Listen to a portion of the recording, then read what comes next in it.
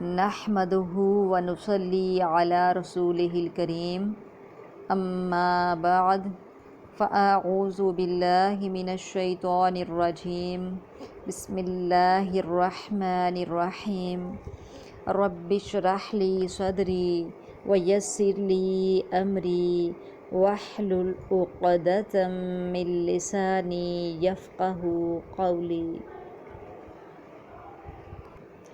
الحمدللہ، اللہ سبحانہ تعالیٰ کا لاکھ لاکھ شکر ہے کہ اس نے ہمیں قرآن جیسی عظیم نعمت عطا فرمائی۔ ہمارا اس بات پر ایمان ہے کہ قرآن سب کے لیے ہے۔ قرآن اللہ کا کلام ہے۔ اللہ نے ہمیں پیدا کیا، اللہ نے سب انسانوں کو پیدا کیا ہے، اور ہر انسان جو اس زمین پر بستا ہے اس کا حق ہے کہ وہ اپنے خالق کو پہچانے، اپنے مالک کو پہچانے، اور خالق کی پہچان ہو نہیں سکتی جب تک ہم خالق کے کلام کو نہ جانیں کہ وہ کیا کہتا ہے، وہ کیا چاہتا ہے۔ اس کی مثلاً اگر کسی بھی انسان کو آپ جاننا چاہتے ہیں تو اس کو جاننے کے لیے آپ کیا کرتے ہیں؟ یا تو آپ اس کی بات سنتے ہیں، یا اس کی لکھی ہوئی کتاب پڑھتے ہیں، یا اس کا کیا ہوا کوئی کام دیکھتے ہیں۔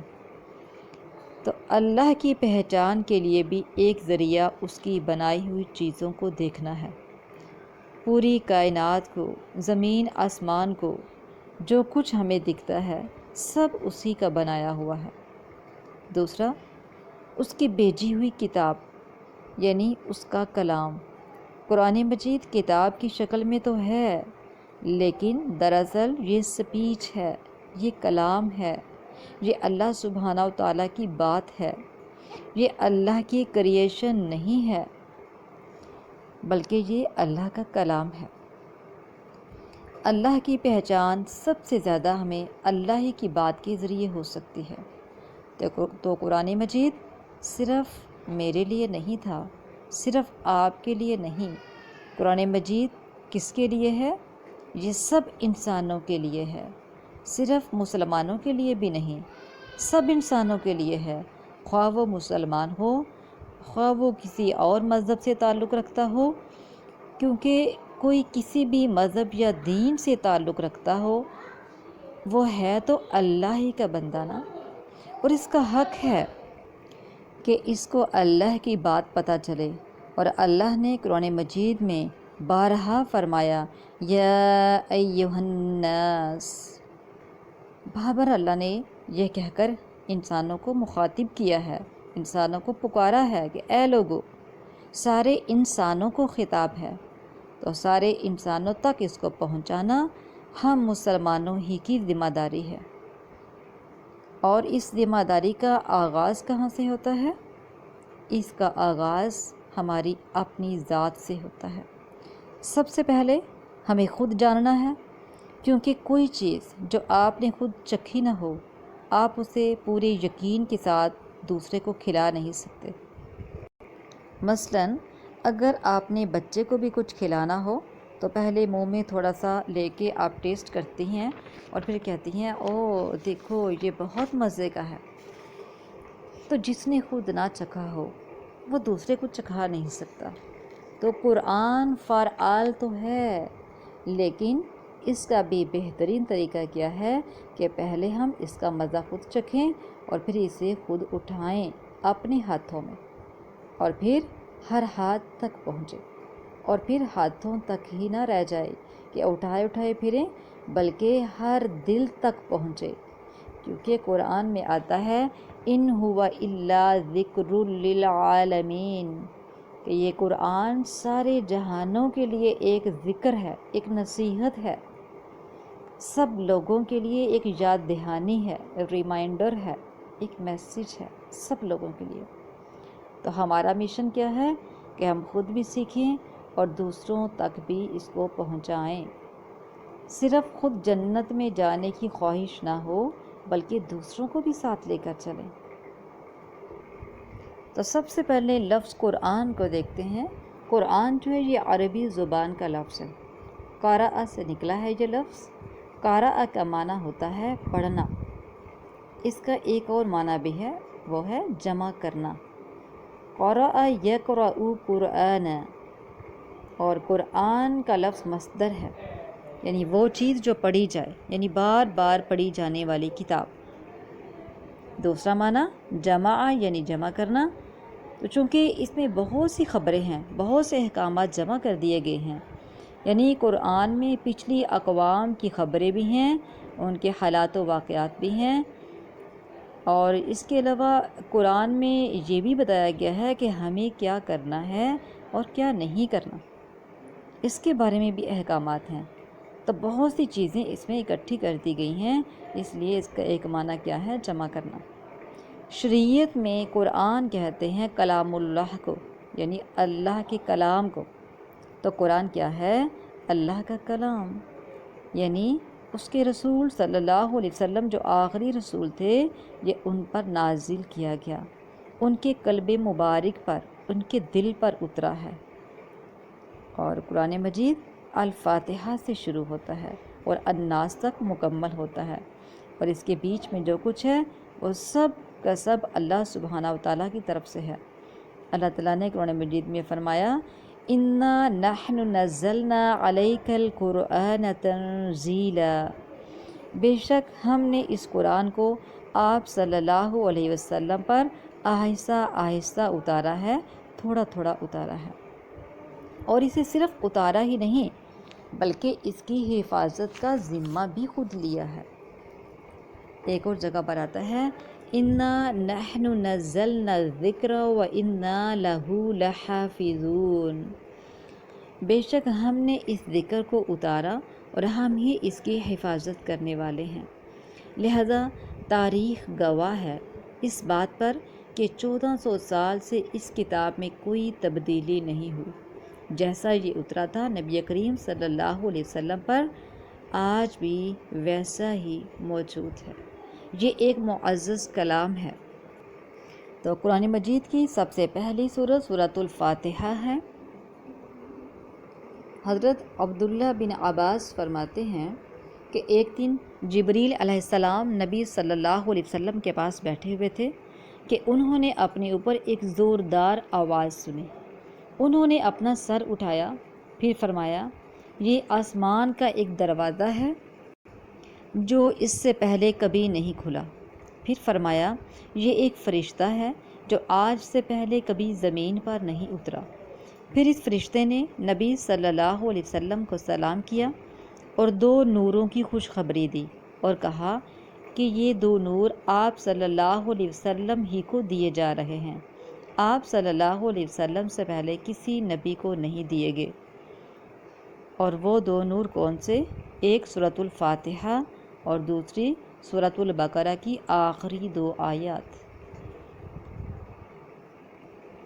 اور یہ بھی کہا کہ آپ صلی اللہ علیہ وسلم ان دونوں میں سے جب بھی کوئی کلمات تلاوت کریں، یعنی سورۃ الفاتحہ یا سورۃ البقرہ کی آخری 2 آیات، جب بھی آپ تلاوت کریں تو آپ صلی اللہ علیہ وسلم کو طلب کردہ چیز ضرور عطا کی جائے گی، یعنی اس کے بعد دعا قبول ہوتی ہے۔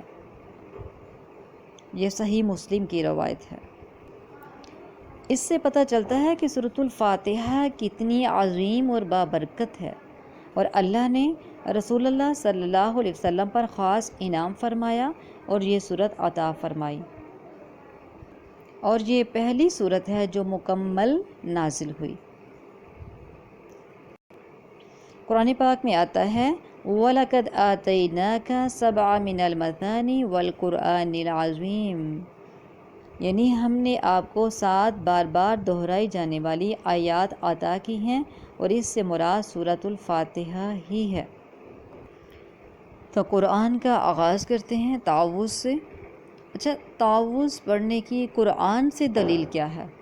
اس کی دلیل سورۃ النحل آیت نمبر 98 میں ہے فَإِذَا قَرَأْتَ الْقُرْآنَ فَاسْتَعِذْ بِاللَّهِ مِنَ الشَّيْطَانِ الرَّجِيمِ، اس کا ترجمہ ہے پس جب تم قرآن پڑھنے لگو تو شیطان مردود سے اللہ کی پناہ میں آ جایا کرو۔ کیونکہ شیطان وسوسے ڈالتا ہے اور اس کی کوششیں اور تیز ہو جاتی ہیں جب انسان اللہ کے راستے کی طرف قدم اٹھاتا ہے اور اس مقام تک پہنچ جاتا ہے کہ وہ اللہ کی کتاب کھول لے۔ وہ اس خوف میں مبتلا ہو جاتا ہے کہ اگر یہ شخص قرآن سے جڑ گیا تو میرا کیا ہوگا، میرے ہاتھ سے تو یہ نکل جائے گا، اور پھر اگر اس کو قرآن سمجھ آ گیا تو پھر یہ میرے بس سے باہر ہو جائے گا۔ کیونکہ قرآن مجید میں اللہ سبحانہ وتعالیٰ فرماتے ہیں ان عبادی لیس لک علیہم بسلطان، یعنی جو میرے بندے بن جائیں گے ان پر تیرا کوئی زور نہیں چلے گا۔ تو وہ پورا زور لگاتا ہے کہ انسان قرآن پڑھتے ہوئے بھی بھٹک جائے۔ تو اللہ نے کیا فرمایا کہ میرے بندوں پر تیرا زور نہیں چلے گا۔ وہ بہت سے وسوسے ڈالتا ہے انسان کے دل میں۔ مثلاً قرآن پڑھتے ہوئے کیا خیال آتا ہے کہ یہ تو بہت مشکل ہے، کیا وسوسہ ڈالتا ہے کہ یہ تو تمہارے بس کی بات ہی نہیں، کیا پتہ اس کا معنی یہ نہ ہو کچھ اور ہو، کچھ اس طرح کی باتیں۔ لہٰذا جب بھی تلاوت کا آغاز کریں، جب بھی آپ قرآن کو کھولیں، سب سے پہلے پڑھیں اعوذ باللہ من الشیطان الرجیم۔ پہلے بھی آپ تعوذ پڑھتے ہی ہوں گے، لیکن اب اپنے شعور کے ساتھ پڑھنا ہے کہ قرآن میں اس کی دلیل ملتی ہے سورۃ النحل آیت نمبر 98 میں۔ لہذا جب بھی تلاوت کا آغاز کریں سب سے پہلے تعوذ پڑھ لیا کریں۔ تو دیکھتے ہیں تعوذ کا ترجمہ کیا ہے، یہ ہمیں کیوں پڑھنی چاہیے۔ اعوذ باللہ، اعوذ میں پناہ لیتی ہوں، باللہ اللہ کی۔ اعوذ یہ لفظ نکلا ہے عین واو زال سے، ٹھیک ہے، تو اس کا مطلب ہے میں پناہ لیتی ہوں باللہ اللہ کی، من الشیطان شیطان سے، الرجیم مردود سے، اور شیطان کا لفظ نکلا ہے شین توئے نون سے۔ اس کا مطلب ہے بہت دور ہونا، یعنی اللہ کی رحمت سے دور ہونا، اور الرجیم راجمیم اس سے یہ لفظ نکلا ہے۔ رجم کرنا کیا ہوتا ہے، سنسار کر دینا، پتھر مار مار کے ہلاک کر دینا۔